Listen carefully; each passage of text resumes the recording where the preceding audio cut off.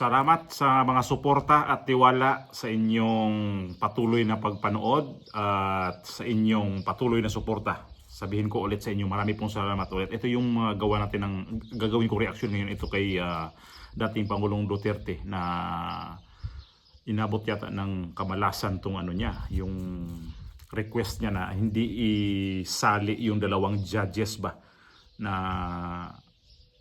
sa kanyang kaso kasi nga ito na na bias kaya lang hindi siya pinagbigyan sa ICC. At ang ano pa nito ay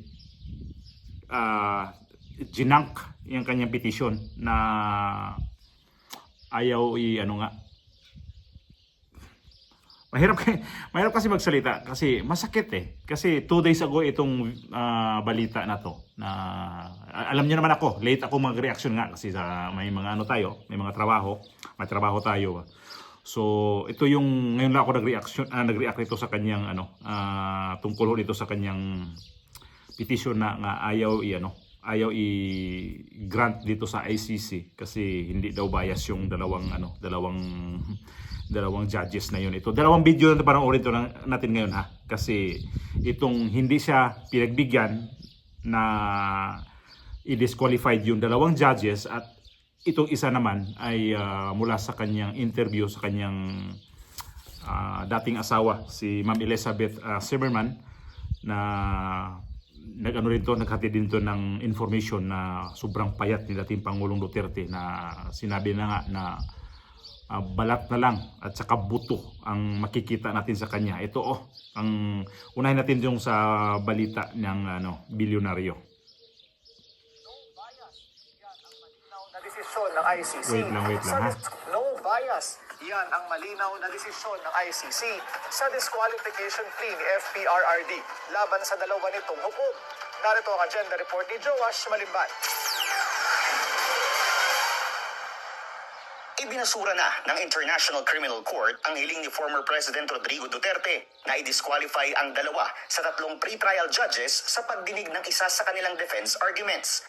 Isa kasi sa mga pinaninindigan ng kampo ni FPRRD ay ang kawalan ng jurisdiction ng ICC sa Pilipinas dahil kumalas na ito sa Rome Statute noong 2019.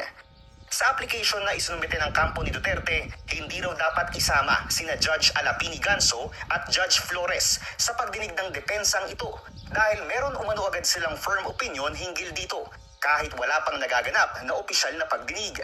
Sagot naman ng ICC, walang sapat na basihan para sabihing biased ang dalawang hukom. Anila, simulat sa poll, nasa ilalim ng Rome Statute ang bawat aksyon ng judges. Kasama na riyan ang pagtingin sa depensa ni Duterte na walang jurisdiction ng ICC sa bansa. Pauna nang sinabi ng ICC sa naging arrest warrant kay Duterte na nananatili ang jurisdiction ng ICC mula sa naging miyembro ang bansa hanggang sa panahon bago ito kumalas sa Rome Statute. Kaya ilan sa mga kasong hinaharap ng dating Pangulo ang mga nangyari umanong extrajudicial ng tinatawag na Davao Death Squad at ang madugong war bansa noong naupo siya bilang Pangulo. Sa kabila nito, nananatiling optimistic si former Chief Presidential Legal Counsel Salvador Panelo, isa sa mga Duterte alay na mariing kumukontra sa ICC jurisdiction sa bansa. Alam mo, pag may decision ng court, you have to respect it, whether you disagree or not. Pinapaliwanag naman, as far as I'm concerned, since you can still question the jurisdiction of the court, pwede na rin yan. Dagdag ni Panelo, patuloy na maninindigan ng kampo ni Duterte na wala ng jurisdiction ng ICC. Sa mga statement ng Secretary of Justice natin, hindi tayo papayag. No, yun ang mga sinasabi niya na pag itong ICC pumasok, ay kailangan dumaan sila sa proseso natin. Ibig sabihin, dadaan ka sa local court. So, hindi nila sinunod lahat yun Talagang inaresto nila, dinitain nila sa Bilbao Air Base pagkatapos sinuko nila. Kidnapping ang tawag ba doon? Because it violated all the laws, whether under the Rome Statute or under our laws. Nakatakdang isagawa ang pre-trial ni FPRRD sa Setyembre. Dito kukumpirmahin ng korte kung mayroong sapat na basihan ang crimes against humanity charges na hinaharap ng dating Pangulo kaugnay ng kanyang madugong... Yun nga ay hindi talaga pinagbigyan yung kanyang hiling o kanyang request na wag isali itong dalawang judges kasi nga daw nakita nila kasi ito nung simula pa lang sa itong kaso ni dating Pangulong Duterte ay ito na talaga sila ang nag-iimbestiga. Kaya ang hiling nila ay wag isama yan kasi magiging bias talaga, kaya lang hindi pinagbigyan. Ang nangyari sa kanilang resolution, kanilang request ay binasura. Wala yan. Hindi namin pwede sundin yan kasi, yun ang sabi ng ICC, kasi hindi naman bias. Kasi nung nangyari daw yon, ang nangyari nung miyembro pa ang Pilipinas doon sa ICC. At ngayon, ang daming mga reklamo din dyan sa ICC. Mismo si di ba, si Senador Marcolita na nagsabi na grabe pala yan pagka bibisita ka sa kanila. Halimbawa, pumunta siya dito sa last Mayo yata dito siya ay humiling siya muna nag-inform na bibisita siya sa dating Pangulo. Dumating na daw siya sa The Hague. Hindi siya nakatanggap ng confirmation na pwede siyang makausap ang dating Pangulo. Hanggang nakabalik na lang Pilipinas si Senador Marcolita, hindi sila nagkita ng dating presidente. Akala ko makatao tong ICC ng Potragis na to. Yun pala balasubas din pala mga tao. Ito nga yun, balita na to, na hindi nga talaga pinagbigyan itong hiling ng depensa na ibasura yan ng dalawang judges kasi sobrang nilang bias. May mga ibang judges nga dyan kung hindi ba naman talaga to bias din talaga tong yung ICC, yung ibang judges nga nila dyan, di ba mayroong yung sino ba yon, yung judges nila na nag-step down muna. Kalimutan ko tuloy na i-vlog ko yun. Pero yun yung na yun. Pero anong ginawa nun? May yun, di ba? Sexual harassment yata yun ang sinasabi. Yung malaking tao na yun, yung judge na yun.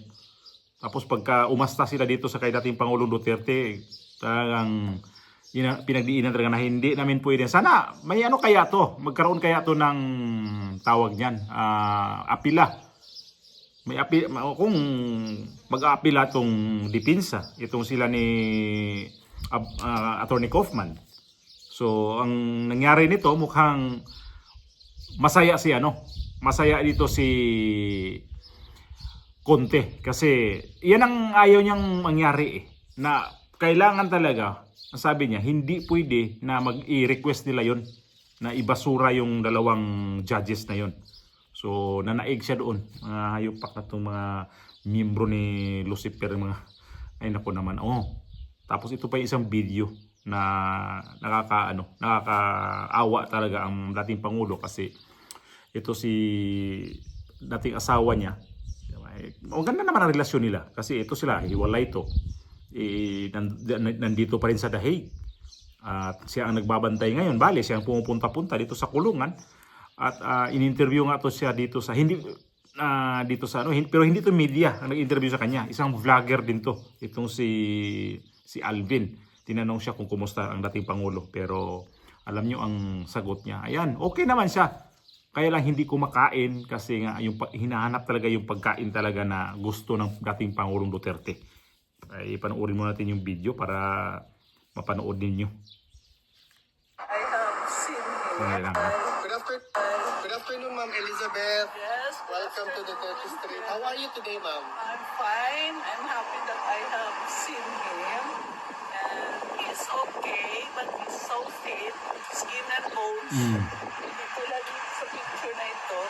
She's really that, And Malaman I pala. asked him when he want to eat the food.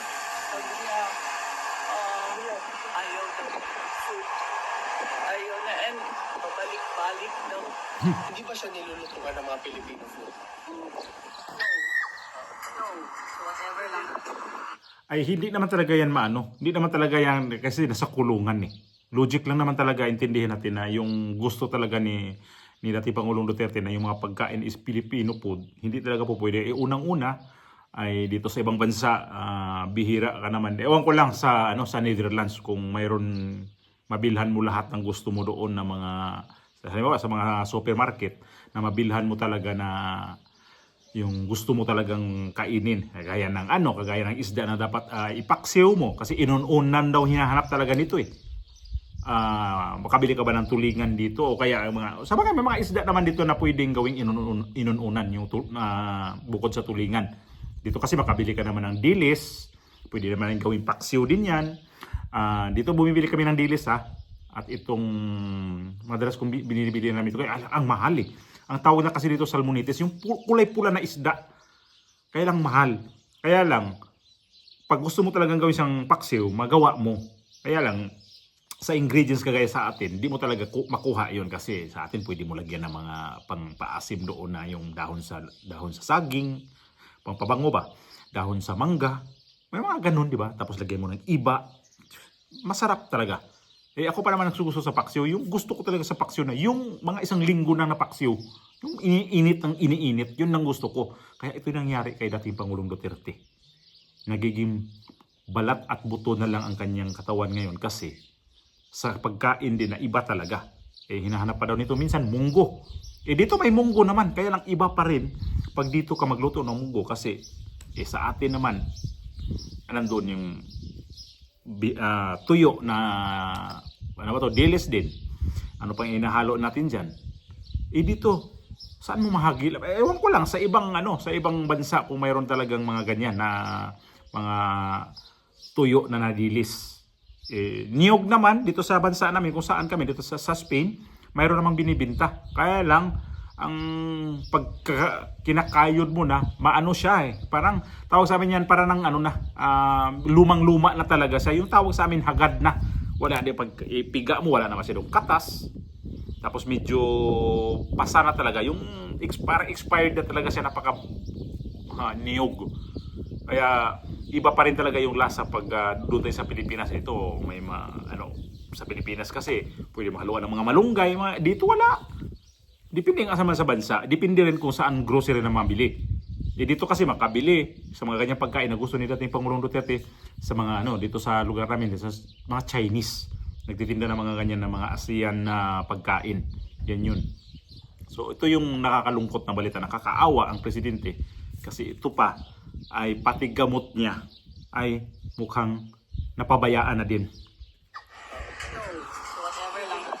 Yeah, that at least he said that he is no longer taking any meds. At least okay yan.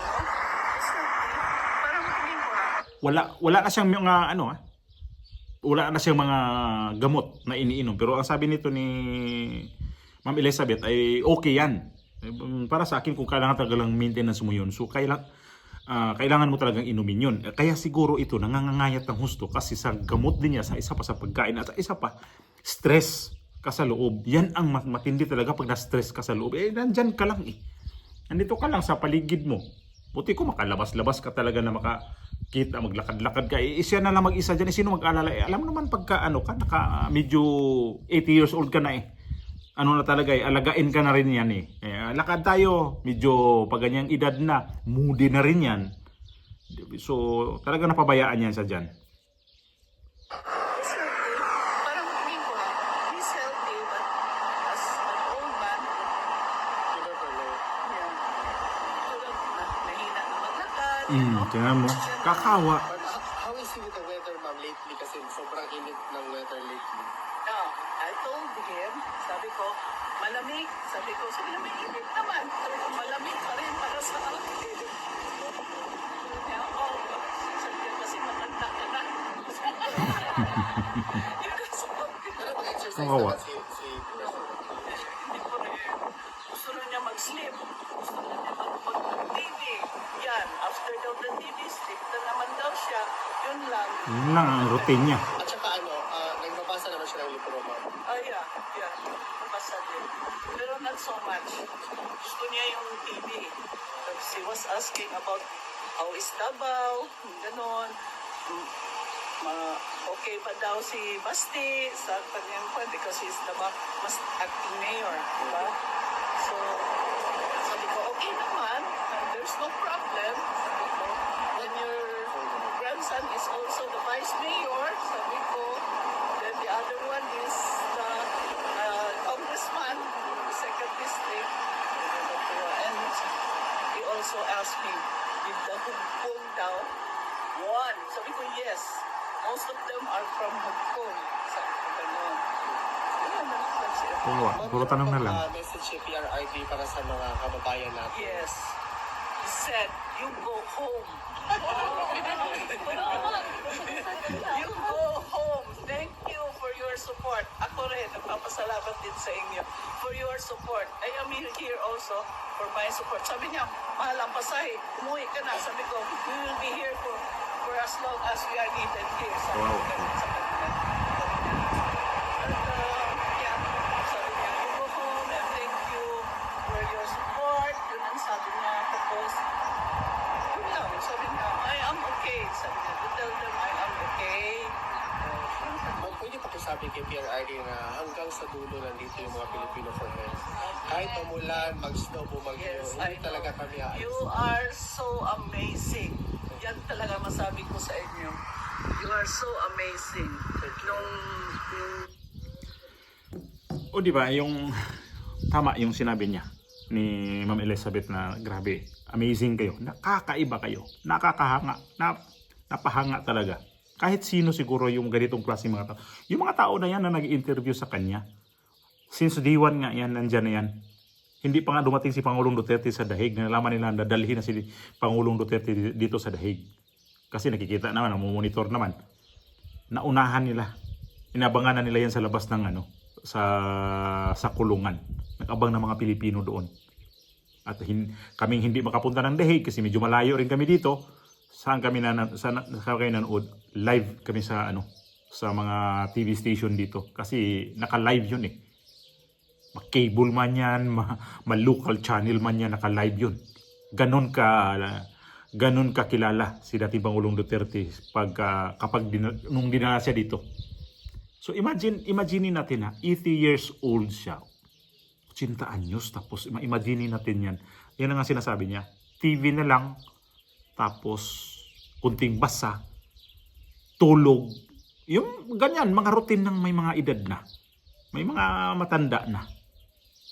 So, itong nagpadala nito, hindi kaya sila inuusig sa kanilang konsensya. Itong bang nakita nila itong video na to. Na sinabi na balat na lang at buto ang kanya. Makikita natin sa kanya. Halimbawa na lang yung picture sa labas na medyo malaman. Pero pagka tinanggal daw yung sabi ni Pulong Duterte yung jacket ni pinakita nga daw ng mga apo ni dating Pangulo Duterte. Pinakita. Payat talaga kasi nga walang ganang kumain eh. Alam mo ang niyan, ilang bagay ang nagpapapayat kay dating Pangulong Duterte. Hindi niya bansa 'yan. Manibago ka talaga. Manibago nga tayo na trabaho ang punta natin dito, siya pa kaya na kinulong. Yan ang unang-unang nakapag-stress sa kanya. Yan ang unang nakapagpangayayat sa kanya. Pangalawa, pagkain. Ano mo pagkain nga dito kung talagang halimbawa yan siya. Bibigyan na lang ng pagkain ng mga Dutch. Kung anong pagkain ng mga Dutch, baka tinapay na yan. Laman dito sa ibang bansa, mahilig sila sa tinapay. Mahilig sila sa mga hindi talaga sila kagaya sa atin na iba yung pagkain. Kultura nila iba. Yun. Sunod, pamilya niya sa Pilipinas, iniisip niya yan eh. Kahit pa sabi na pakatatag siya dyan, dadapuan pa rin siya ng paka-stress dyan. Imagine, wala ng gamot iniinom. So, isa pa yan. Ganon katindi. Tapos, ayan, pinagkaitan pa na hindi isama yung dalawang judges na yan. Parang dinoble malas ang dating Pangulong Duterte.